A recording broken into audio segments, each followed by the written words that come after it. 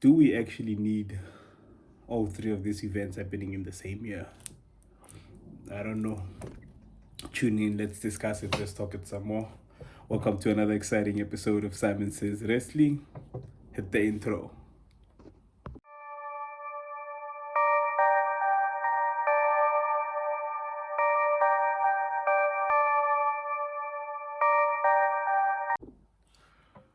So, welcome back once again to the channel, guys. Don't forget to hit the like button, share, notification, switch on the notification bell, comment down below.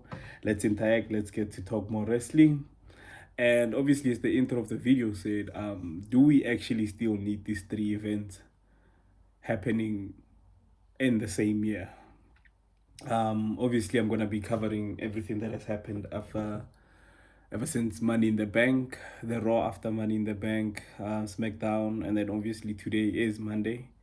Happy belated Father's Day to all the dads out there. Happy June 16th, Youth Day in South Africa today. Obviously a huge part of our heritage in the South African where we come from as a nation. But yeah, I woke up asking myself the question, does it actually make sense to be having these three events in the same year? In question, obviously, is Money in the Bank, the Royal Rumble, and King and Queen of the Ring. Growing up, obviously, I'm going to start with the biggest one that we've all known for the longest of time, and that would be the Rumble. The Rumble was always said to be the winner of the Rumble gets to choose the champion of their choice and will main event WrestleMania. Now that's the keyword right there, main event WrestleMania. So if you've won the Royal Rumble match, whether it's on the women's side or on the men's side, you will main event WrestleMania. Obviously, as time went by, WrestleMania started to change and we got night 1 and night 2. With obviously night 2 being the biggest spot, being the closing act of WrestleMania. So in theoretical terms, well, actually in like literal terms, Jey Uso should have main evented night 2 of WrestleMania. We didn't get that this year. Charlotte Flair also won the Royal Rumble. She didn't main event night 1 or night 2. Gets a bit tricky. So the Royal Rumble was used as a storyline enhancer. So basically it was used to create new storylines and then obviously promote upcoming feuds and just get the feel of what wrestlers would be obviously wanting to do going forward, or who they would be feuding with, who eliminated who got the most eliminations, who's the upcoming one to watch in the roster. And okay, cool. So Royal Rumble defeated its purpose. They didn't main event it. They got their title shots, but they didn't main event WrestleMania. Okay, we let that one slide. And now we've got Money in the Bank. So now with Money in the Bank, the holder of the briefcase can cash in on any champion at any time within a span of a year. Okay? Money in the Bank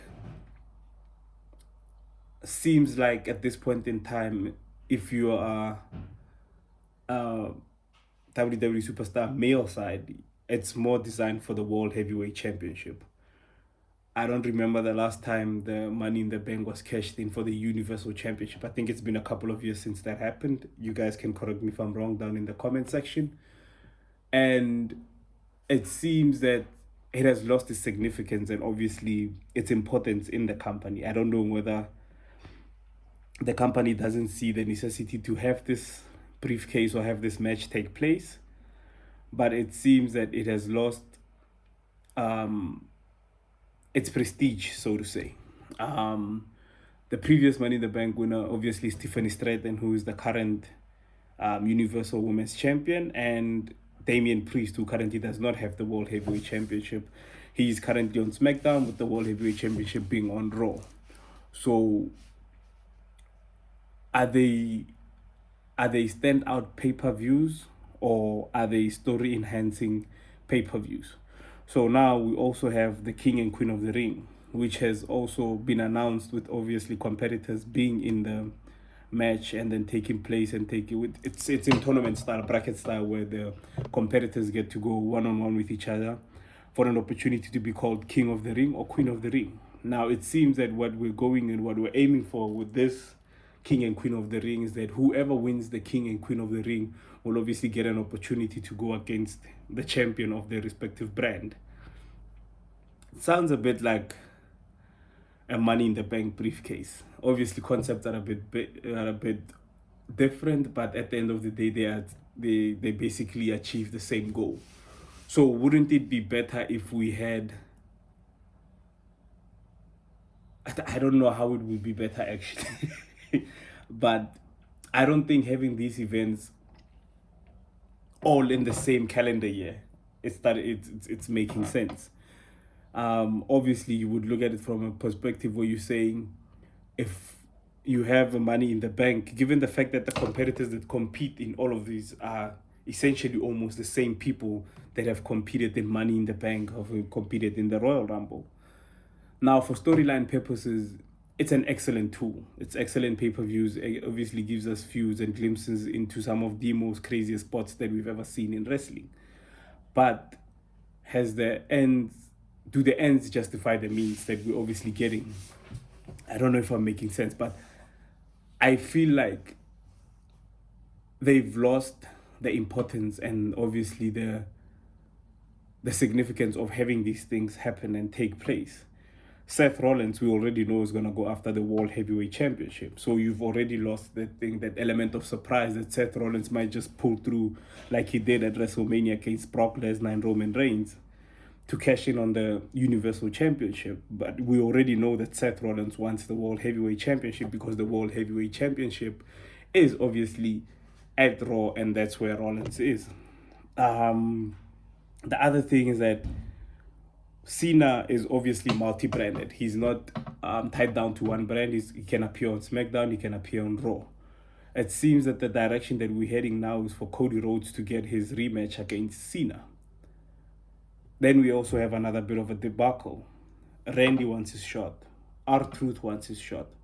LA Knight also just put himself into the match, into the fold, obviously, to try and get, like some sort of heat going on to Cena, and it's working. But have they become predictable as who will be challenged? And it takes away the element of surprise. Naomi also made it clear that she will be obviously cashing in on Tiffany Stratton because she has chosen Tiffany Stratton as the person that she's going to be going after.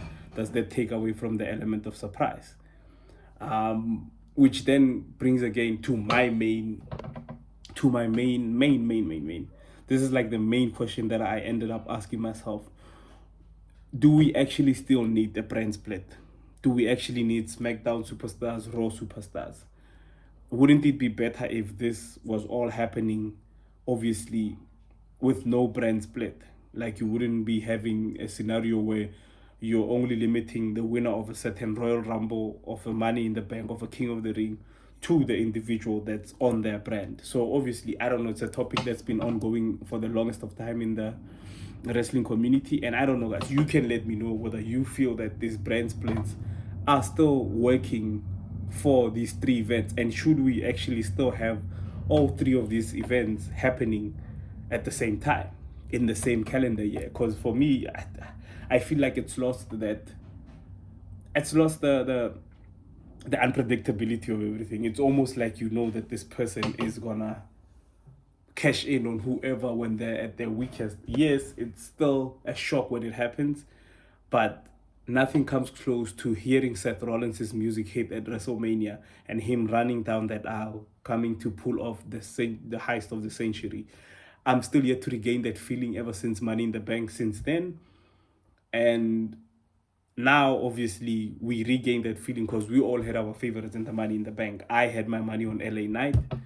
LA Knight obviously didn't win. Seth Rollins won that match. It was a bit of an unpredictable move, but you could see where the story is going into that Money in the Bank. So obviously, Seth Rollins won the Money in the Bank match. He is now Mr. Money in the Bank. We know he's going to go after the World Heavyweight Championship. kind of takes away from the whole thing. Naomi won the women's Money in the Bank ladder match. She's now officially going after Tiffany Stratton. Some of the events that also occurred at Money in the Bank, I'm just going to go through them. Becky Lynch won the Intercontinental Championship from Lyra Valkyria. And obviously, in my previous videos, I had predicted that she will eventually drop. If she does drop the title to Becky Lynch, it will be a prelude to obviously Becky Lynch versus Bailey. So obviously Becky Lynch is the new Intercontinental Championship champion. R-Truth returned to cost Cena and Logan Paul the match against Jey Uso and Cody Rhodes, with obviously Cody Rhodes and Jey Uso picking up the win. The one thing that I noticed from that match is I think Jey Uso injured himself in that match, and this was the spot where Logan Paul did reverse flip off of the ropes onto the announce table and connected with Jey Uso. And I think maybe it might be the main reason why he dropped the title, because he might be injured and obviously might need a bit of time to go heal his wounds. And as things have gone, Jay has had a pretty solid run. Not a lot of defenses, but storyline wise, proving people wrong and showing out every night. I think he did a great heavyweight run, given the fact that he lost the title the following night on Monday Night Raw. But we'll get into that going forward. And I'm starting to get the feeling that I made a video on the channel, obviously comparing WWE to Transformers, Dark Side of the Moon. Go check it out if you haven't already. And I'm basically discussing how The Rock might be in cahoots with Vince McMahon to try and get rid of Triple H. I don't know, man. Every time I'm watching this show nowadays, I just feel that there's a bit of Vince sprinkled into every episode, and just makes me so uneasy. Just makes me so uneasy. Hate is a very strong word. I really don't like Vince McMahon being in charge of WWE at this point that it's in. Yes, he's built the company. He's taken it off of the ground and put it into the stratosphere and made sports entertainment what it is today. But at some point, he became... I think he became the problem in the business, but that's a video for another day. I uploaded also on the channel, just ranting, going crazier on Vince McMahon and the idea of him even getting his hands back on the company. So obviously we go into Monday Night Raw just after Money in the Bank. Cena kicked off the show. With him kicking off the show, out comes CM Punk. CM Punk obviously came out to challenge Cena for the Universal Championship, and Cena accepted. Cena accepted, obviously hit the whole "we can do it, just not here." Now here comes the kicker. The kicker is that Cena wants to fight for the Universal Championship in Saudi Arabia. And CM Punk, as a character, as a legend, as much of a great wrestler that he is just a character. There is a man behind CM Punk, and that is Phil Brooks. Now, Phil Brooks has his, obviously, own worldviews. He has his own religions. He has his own beliefs, and he has his own principles that he sticks by. Phil Brooks personally would never go to Saudi Arabia to go and perform. But CM Punk has to go to Saudi Arabia. And this is why John Cena, in this point in time, I think it was a genius move for him to say, if CM Punk accepts this match, he then turns out to be the world's biggest hypocrite. Because obviously, everything that CM Punk believes in and he stands for is what the Saudi Arabian culture and religion and everything else goes against. So it will be interesting to see. I really don't have that much of a problem with CM Punk going to obviously perform or have a match in Saudi Arabia. It doesn't change the human being that he is. It's a job, guys. It's a job. If you're a technician and you're in a workshop and the workshop manager says, "My man, I need you to take out an engine," and it's on one of the most, let's say, crappiest cars that you know, the engine is, you don't have space, you don't want to do it, but it's your job, so you have to take it out and you have to do that job. So for me, it doesn't put Punk in any sort of hypocritical. For kayfabe's sake and for wrestling's sake, I would say we can call him a hypocrite. But Phil Brooks, for me, is not a hypocrite. He's at work. He needs to do this. This is his job. If he goes against this, it's basically insubordination. And we all know how all that just pans out all in all. So for me, it's not as big as a deal as everyone is making it out to be. It doesn't mean that all of a sudden CM Punk is going to come back and be anti what he was standing for before. It's a job. He has to do his job. That's what he has to do. So at this point in time, it'll be very interesting to see what CM Punk does in this point in time. So it'll be interesting to see what decision he makes in this point in time. But I think the match is already set. It's going to happen. And does he get booed? Does he get welcomed? we'll just have to wait and see when it happens. R-Truth made his return, but now he's not being referred to as R-Truth. He's being referred to by his real name, which is Ron Killings. He thanked the fans for their loud voices, which obviously brought him back, which then again proves to me this was never work. R-Truth was fired. R-Truth was betrayed by the company that he has been the most loyal to for the past, 15, 20 years. And we, the fans, voiced out our frustration, and I think WWE heard us. And at the end of the day, I will always applaud them for taking a negative and turning it into a positive. I think this whole move has somehow propelled Ron Killings even higher than what we had already held him up to. Obviously, we knew him for his comedic side, for the great mismatches that he has always had, coming out in the Women's Royal Rumble, hitting Carmelo Hayes and then counting 1, 2 and forcing Carmelo Hayes to kick out, confusing matches, confusing superstars. He's always had that comedic edge to him, and his presence and comedic effect can never be undermined or overlooked. But there's another side to R-Truth, and that is Ron Killings. Now, Ron Killings, there was a point in time where R-Truth was a heel. Now, as a heel, he was, how can I say, he was short of a few screws in the head, to say the least. He had an imaginary friend who he'd be seeing, whose name was Little Jimmy, and he would just have the most random conversations. It was serious, but it also had a comedic effect to it. So now, I think with this return that he has made, and obviously cutting off his hair and the subtle details, no need for him to, he has attacked Cena, but we could also say that it's the small changes that he's making. He's still talking to himself. He's more serious, he's more delusional, and he's a bit deranged. So with this being his new character, I actually now just see R-Truth going into the main event scene and going after guys like John Cena, Drew McIntyre, Cody Rhodes. With this character that he has come back as, it's not a character, it's him, it's himself, it's Ron Killings. I see him actually competing in the main event.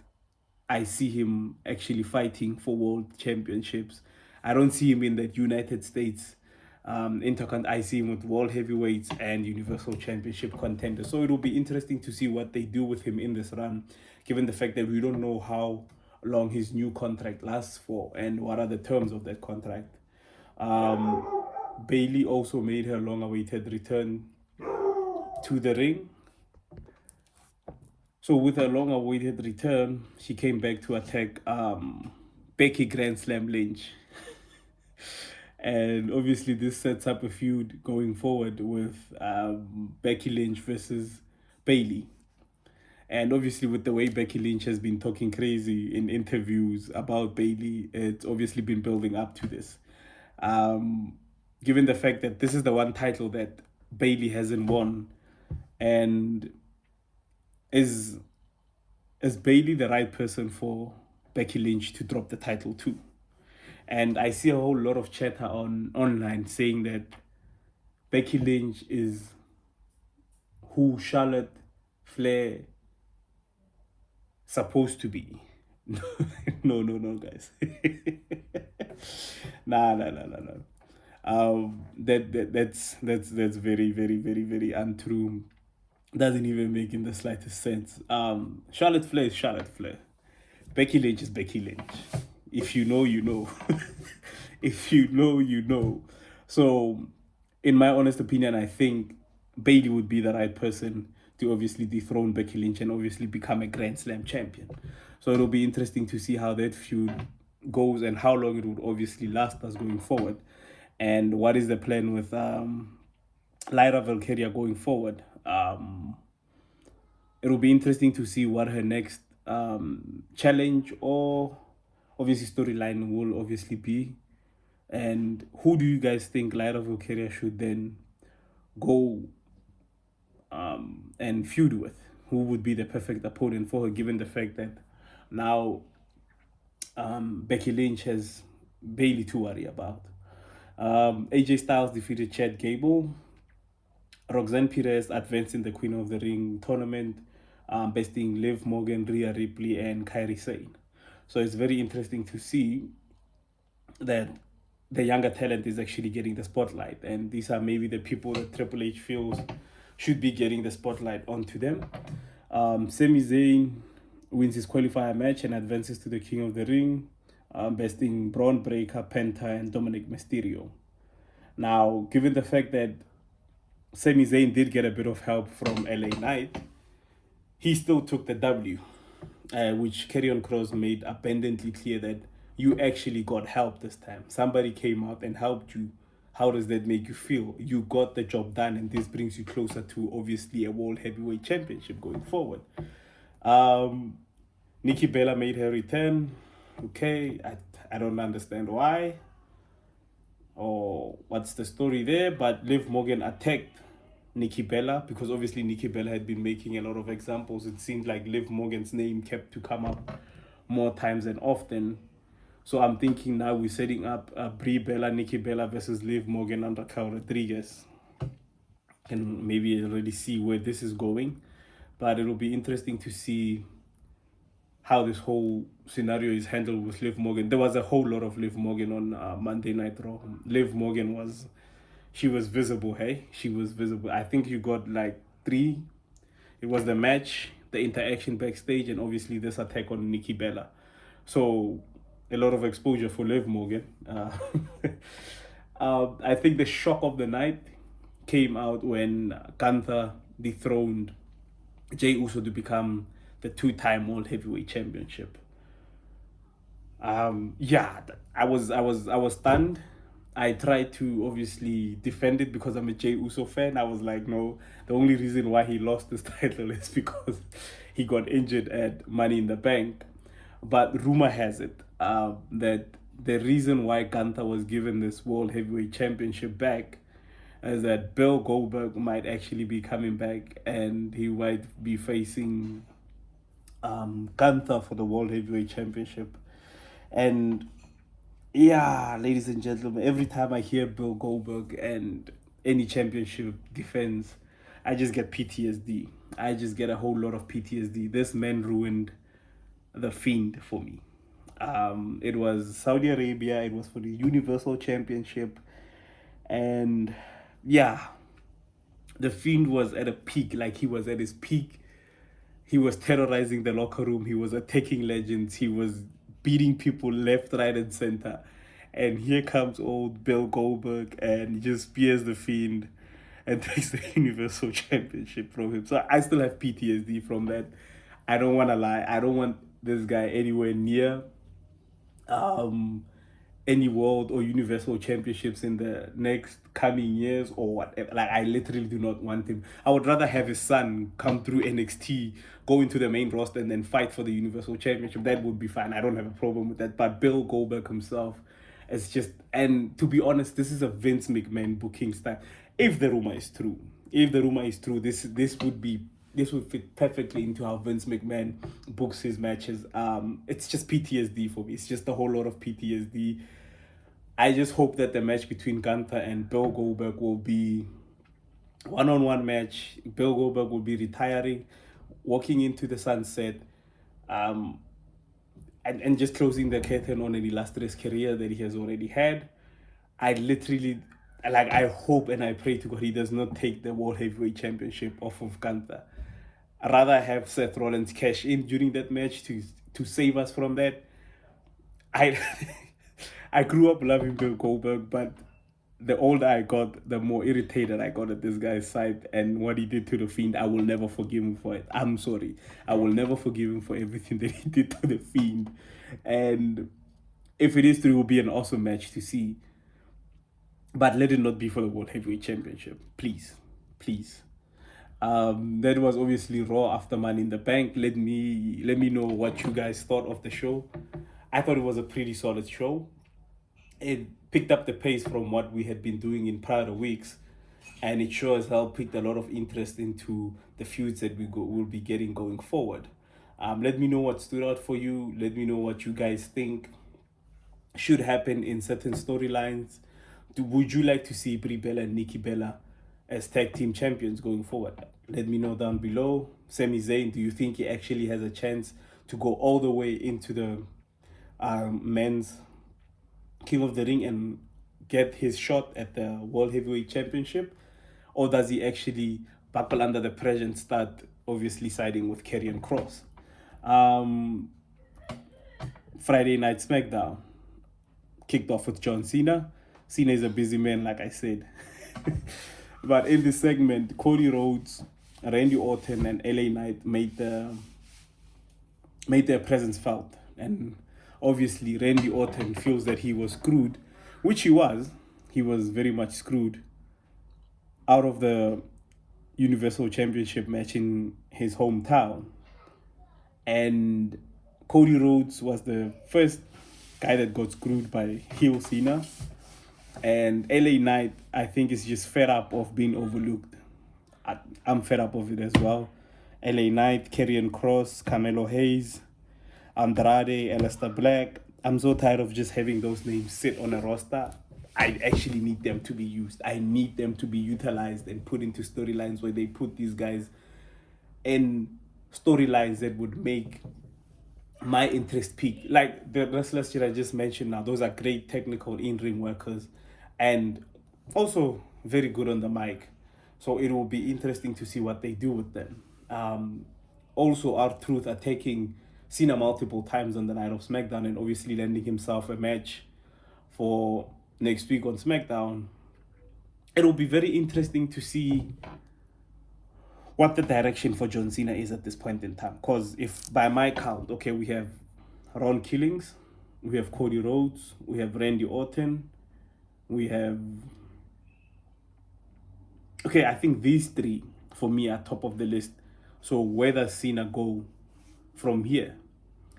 Given the fact that he told us about his master plan that he has had for like 25 years, does this plan also include Randy Orton and Cody Rhodes going head to head in a match that we believe should be for the Universal Championship to finally either turn Randy Orton full heel or just have Cody Rhodes cemented as one of the best champions, with Randy Orton obviously acknowledging him and giving him, basically passing the torch to him. So what is next for Cena? Cena obviously has CM Punk at Saudi Arabia. Ron Killings is obviously going to be a problem for him because he's going to keep interjecting himself in Cena's business, and he wants a piece of Cena, whether they give it to him in an official match or he just keeps attacking him on every night. And does then Ron Killings stop attacking Cena once he loses or wins the match against Cena? And what happens when he pins John Cena for that non-title match that will be taking place on Friday? Sorry, I'm still in like good old SmackDown first days, Wednesday, 9 o'clock. So it'll be interesting to see what the direction for John Cena is going forward. And I can't help but think, what if Cena turned heel at WrestleMania at the end of night 2?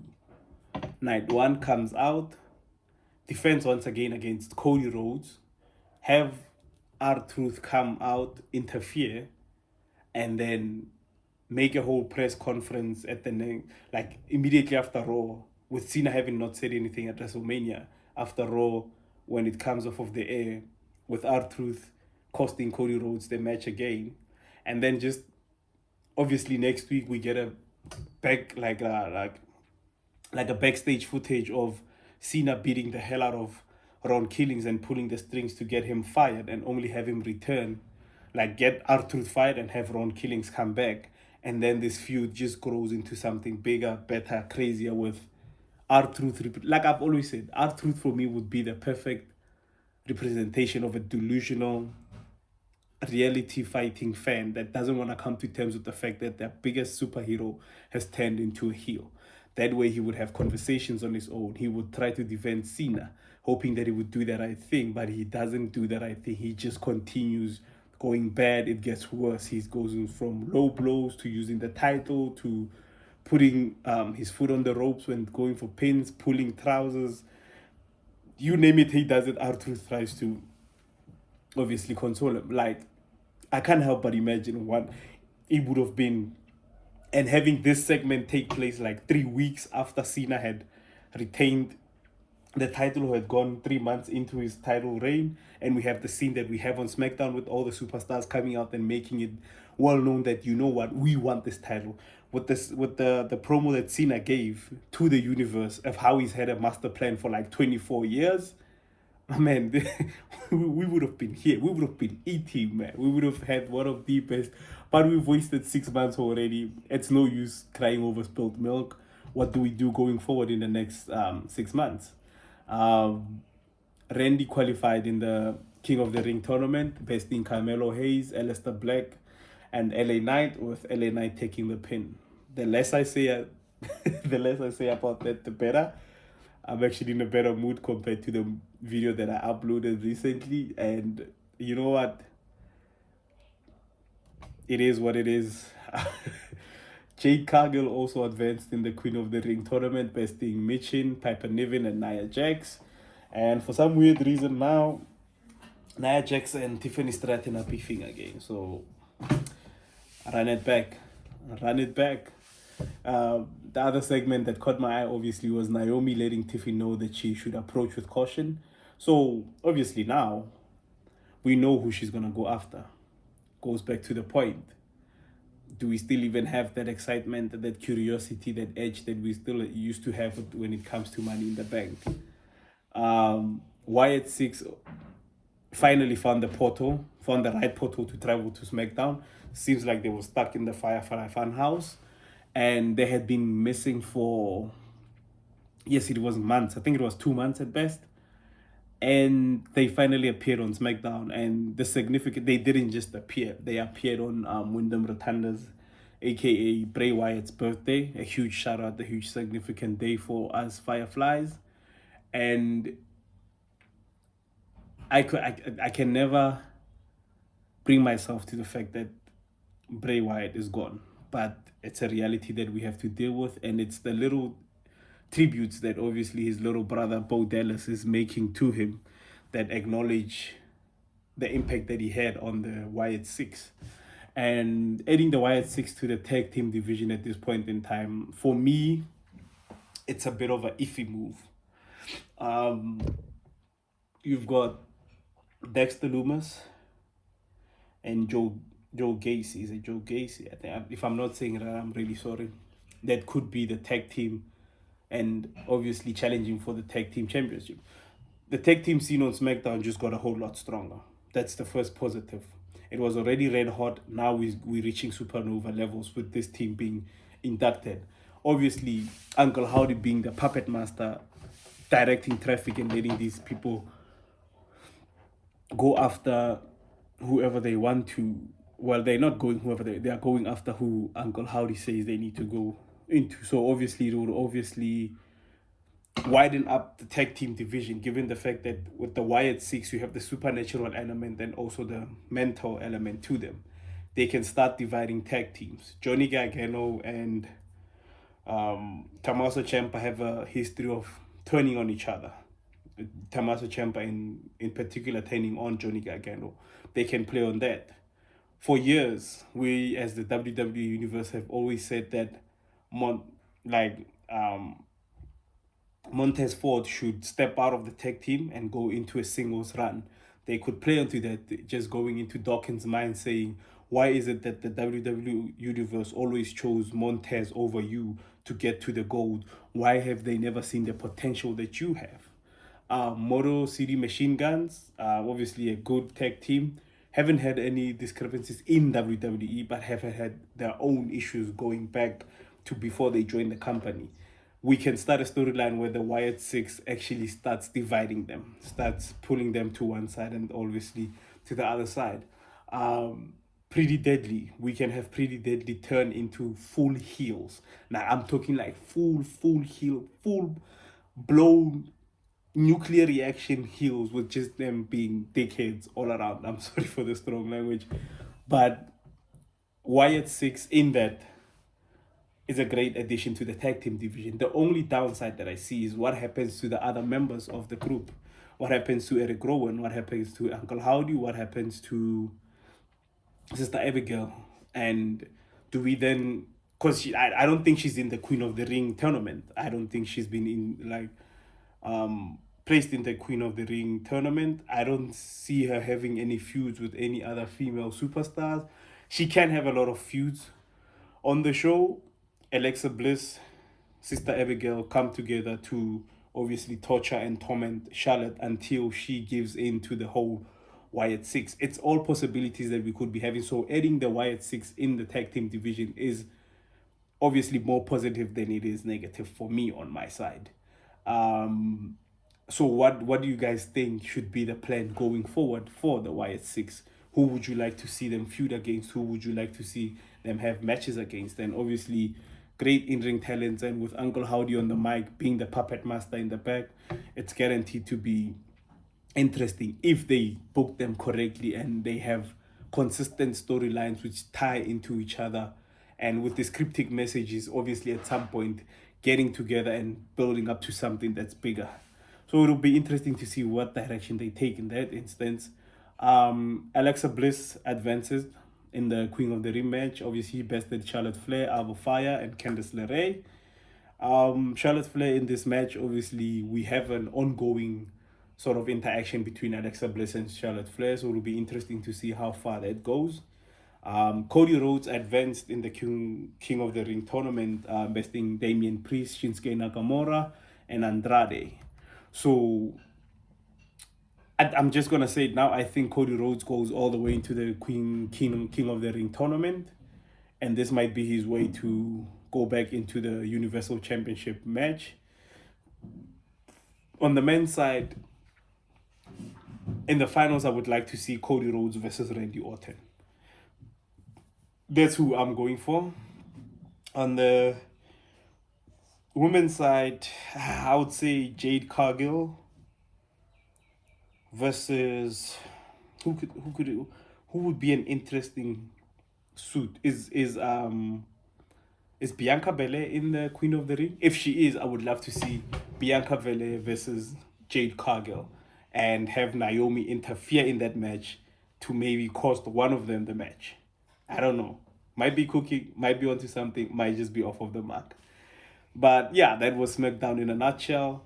Looking forward to Monday Night Raw tonight, actually tomorrow morning, 3 a.m. So you guys let me know. Do you guys, what are the high points for the matches, for the interactions, for the segments that took place on both Raw, SmackDown, Money in the Bank? Let me know what you didn't like. What are your plans for how would you book certain superstars going forward? And will LA Knight ever get his rightful shot at the World Heavyweight Championship or Universal Championship match? I don't know. You let me know. Comment down below. Like the channel. Subscribe. Share. Don't forget to hit the notification bell so you guys can know when I've dropped new videos. And as always, let's talk, ladies and gentlemen. This is Simon Says. Peace.